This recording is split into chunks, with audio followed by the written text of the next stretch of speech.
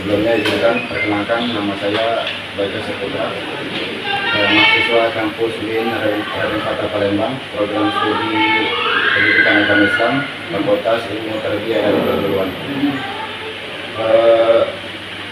Hadirnya saya di sini untuk melakukan observasi terkait peran guru BK dalam lingkungan sekolah ini, Pak.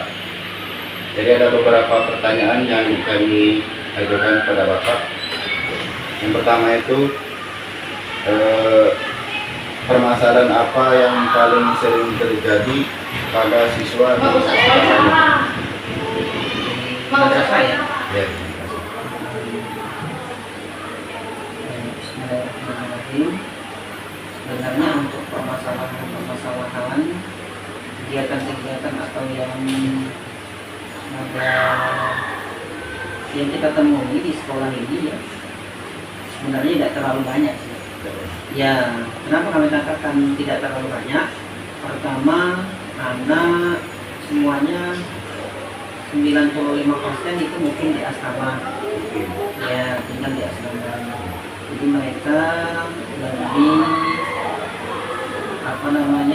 hubungan silaturahmi, hubungan kekeluargaannya lebih akrab. Nah, cuman kadang-kadang permasalahan itu pada saat mereka awal masuk. Ya, kenapa katakan demikian? Karena kan mereka belum tahu ya satu sama lainnya. Kadang-kadang yang versi mereka kan berbeda-beda. Ada yang anak yang dari misalnya Jawa dengan anak yang Ogan atau yang Kumring, suku Kumring. Nah, kan beda-beda itu. Kalau yang suku Kumring kan biasanya suaranya itu kuat, ngomongnya, logatnya kuat kan. Walaupun dia nak manggil itu kuat. Nah, kalau yang Jawa ya kadang-kadang itu halus kan. Nah, disitulah kadang-kadang masih mereka belum sentuh. Cuman lama-kelamaan mereka sudah bisa beradaptasi Di fase belajar. masih fase belajar ya dengan lingkungan. Kadang-kadang kan aku kalau tidak lihat ini, aku kalau ngomong kuat melawan aku. Kadang-kadang seperti itu lah. Timbul permasalahan itu. Tapi kalau untuk yang lainnya ya. Kemudian bagian apa yang paling menantang dalam membina karakter siswa? Sebenarnya kalau untuk anak pondok ini semuanya pakai lengkap. Ya. Kenapa kamu katakan demikian? Pakai lengkap. Pertama, karakter anak. Setiap daerah itu berbeda-beda. Yang kedua, di setiap anak itu pendidikannya juga berbeda-beda. Ada yang mereka bisa baca Quran, ada yang tidak bisa. Nah, dari sini kita bisa mengelompokkan mereka itu. Ada lagi yang pembawaan mereka. Ya, pembawaan mereka. Ada yang kalau dengan guru itu yang mereka belum paham, belum mengerti itu ya sama dengan kawan. Tahu caro. Nah, itu. Sehingga belum ada etika. Nah, itulah yang paling menjadi ya PR ya. Itu awal prosesnya itu. Nah, setelah itu pada saat sudah mulai mereka 1 bulan, 2 bulan, 3 bulan, tinggal mereka beradaptasi dengan pelajaran. Kalau problem yang paling besar, yang paling menantang itu ialah satu mungkin guru pondoknya. Yang mungkin sama itu. Karena mereka yang sering tatap muka. Kemudian apa saja aturan atau program segala yang bisa mencegah adanya permasalahan siswa? Semua mata pelajaran itu sudah saling mengaitkan. Nah, jadi mulai dari kita sudah instruksikan dengan beberapa guru. Pertama, sebelum melakukan proses pembelajaran itu diberikan rencana tujuan dari pembelajaran, tujuan daripada hidup. Bahwa di lingkungan kita ini adalah sama, bahwa kami ini sama satu orang tua, satu atap kan, satu tujuan. Dalam proses pembelajaran semuanya harus itu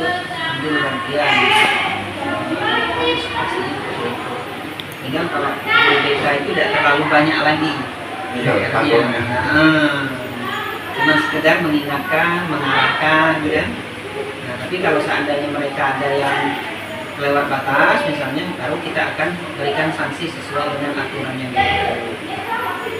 Mulai dari teguran, surat perjanjian, sampai pemanggilan orang tua, sampai skorsing. Skorsing. Berapa skorsing? Tergantung dari hukuman. Nah, kalau seandainya cuma malas baik, misalnya tidak sekolah, jarang sekolah, paling 3 hari. Ini dalam dia 3 hari itu kami kasih PR nya, ada yang suruh hafalan, suruh pilihan, misalnya suruh al-Fatihah atau sebelum kamu hafal, kamu belum bisa kembali, itu kamu sudah hafal. Jadi apa hukuman itu tidak hanya berupa fisik kan? Nah, juga berupa pendidikan. kalau sekarang ini kayaknya fisik itu tidak berlaku lagi. Keras. Ya, karena kan ya bermacam-macam ya. Kalau dulu kan masih melakukan, kita kasih surat peringatan, masih juga melakukan, kita panggil orang tuanya dan kita kembalikan ke orang tuanya mendidik lagi. Kemudian menurut Bapak, bagaimana peran guru BK dalam sekolah? Penting ya, sangat penting itu, karena satu sisi guru BK itu walaupun tidak ada permasalahan, paling tidak satu pertemuan dari pembelajaran itu mengarahkan.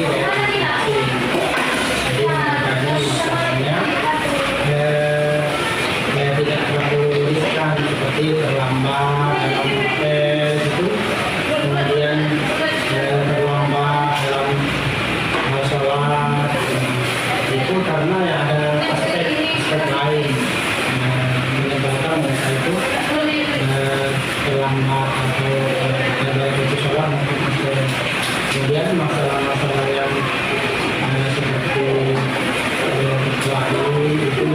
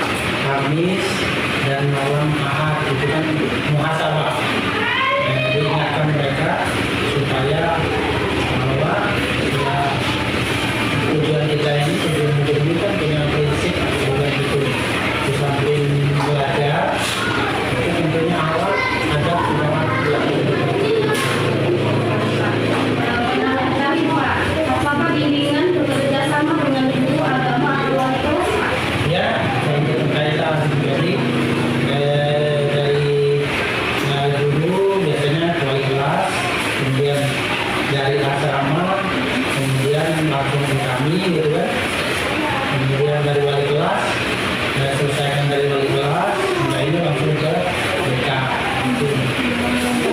Terima kasih Bapak atas waktunya dalam saya observasi di sini. Sebelumnya terima kasih Bapak. Wassalamualaikum warahmatullahi wabarakatuh.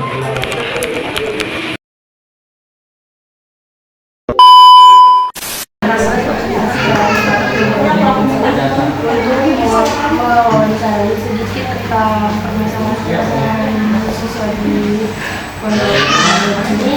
Bapak kan kalau bertanya sedikit untuk karena itu secara umum masalah manusia kayak bagaimana masalah akhlak siswa secara umum di program berbicara masalah akhlak ya tentu saja menjadi kapasitas seluruh guru di seluruh guru untuk memperbaiki akhlak, adab, tingkah laku kami belajar juga dalam Quran iman dalam ilmu dalam mengerti itu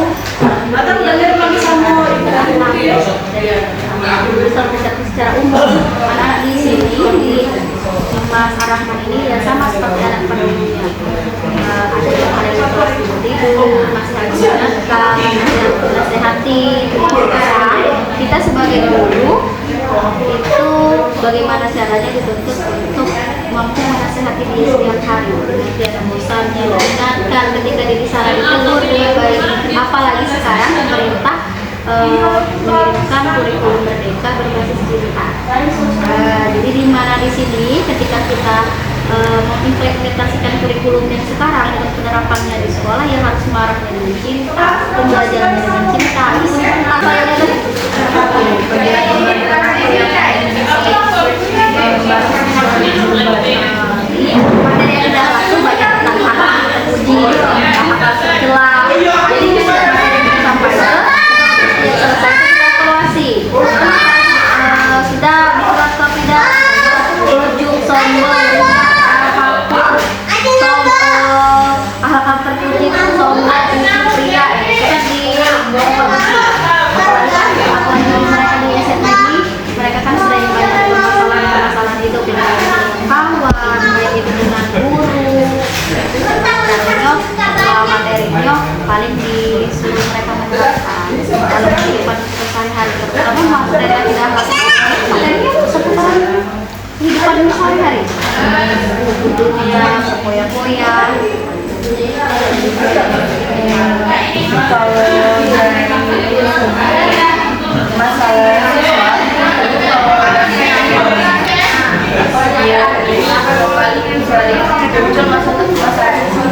kayak bullying atau alat karena termasuk yang saya merasa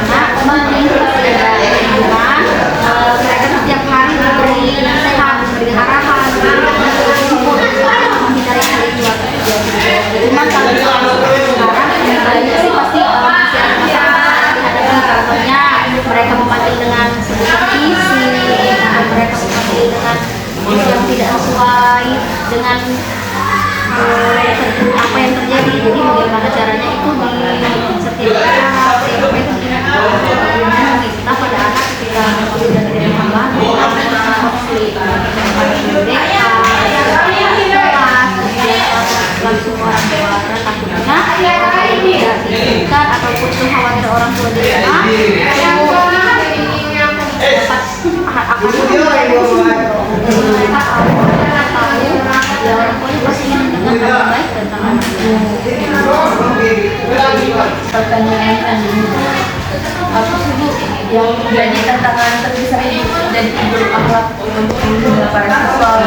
Banyak, apalagi kalau banyak anak tidak akhlak pasti yang perlu cuman balik kita tidak bisa harus merubah terus akhlak itu harus seperti ini cuma itu bertahap.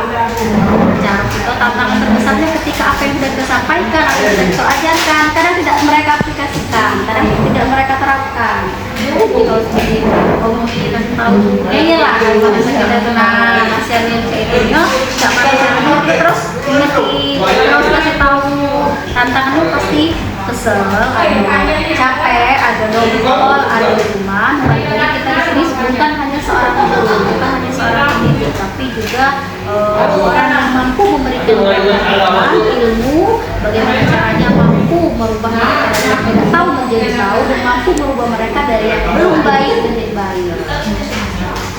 Baik, Ibu mungkin dari Ibu sedih lagi menyampaikan terima kasih atas kerjasama yang telah diberikan. Terima kasih untuk juga ya.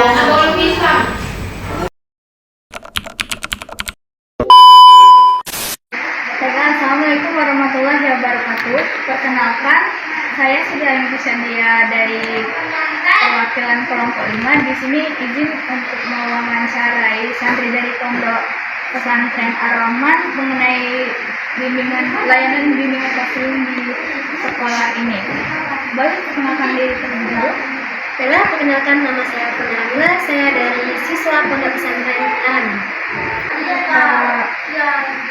Apa yang Tina ketahui tentang layanan bimbingan konseling di sekolah Tina sebagai seorang santri? Yang saya ketahui tentang bimbingan konseling ialah guru BK tersebut membantu siswanya untuk menyelesaikan permasalahan. Baik, kemudian apakah Tina sendiri merasa nyaman ketika sedang berkonsultasi langsung dengan guru BK tersebut? Sangat nyaman. Kenapa? Karena ketika saya ingin berkonsultasi kepada guru tersebut, beliau memberikan saya motivasi dan memberikan saya saran. Lalu menurut Tina, setelah berkonsultasi langsung dengan guru BK tersebut, apakah layanan bimbingan konseling tersebut dapat mengatasi permasalahan yang Tina hadapi? Dapat membantu? Sangat membantu. Nah, masalah apa yang biasanya paling sering Tina lihat di sekolah ini yang membutuhkan layanan guru BK? Permasalahan yang saya sering lihat itu ialah ketika santrinya yang terlambat datang ke sekolah dan perkelahian. Nah, untuk yang terakhir, boleh nih Kamu kasih saran agar layanan BK lebih menarik dan bermanfaat bagi siswa untuk depannya? Saran saya kepada guru BK ialah lebih humble ke siswa-siswanya dan lebih terbuka agar ketika siswanya ingin konsultasi ke guru BK tersebut, dia tidak merasakan takut. Terima kasih. Terima kasih, Kak.